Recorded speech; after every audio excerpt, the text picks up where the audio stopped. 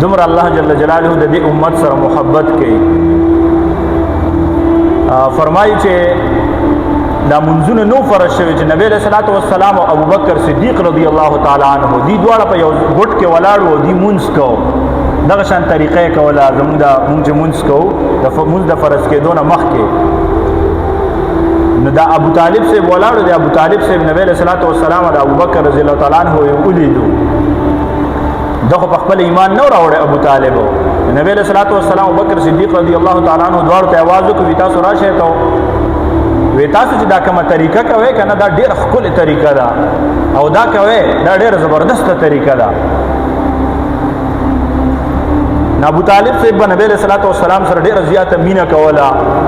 نبی علیہ الصلوۃ والسلام چې دی کنه نو دی خو یوازې معصوم او داسې به چا سره لوب هم نه کولې، خو لکه عظیمه هستی و. الله رضا زندگی داسې جوړه کړې ده چې دې ته یو انسان سوچو کې هغه انسان به غم ونه کې، هغه انسان به فکر ونه کې. داسې یو زندگی الله جل جلاله نبی علیہ الصلوۃ والسلام له ورکړې وه. نبی علیہ الصلوۃ والسلام د 1200 کالو چې دا ابو طالب صاحب چې دی نه دی تجارت ته تلو شام له. تاسو ته ما ویلو عرب به شام ته تلو تجارت له. دی چې کله تجارت ته پاره شام ته تلو دلته خو نبی علیہ الصلوۃ والسلام یوازې یتیم هم و، مور یې نه وه، پلار یې نه و، بابا یې وفات شو و، یتیم ماشوم پاتې شو و نبی علیہ الصلوۃ والسلام.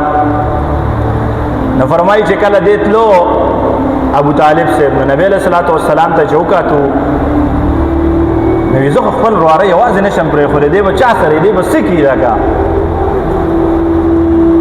نو فرمایي چې ابو طالب صاحب داسې کار وکړو چې د 1200 کالو په عمر کې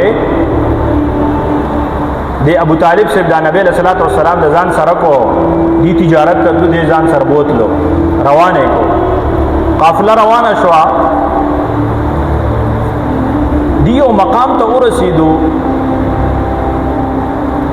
هلته کې دی پړاو واچو. قافلې بتلې کنه کله چې انسان تللی د مکې مکرمې نه کله بهر ځي نو هغې ته پته لګي دا علاقې لیدلې چې دا غرونه دا شاړې او کنه مختلف ځایانې دا قافلې چې به کله تلې نه دی به هلته کې سټی کوله مختلف ځایانو کې.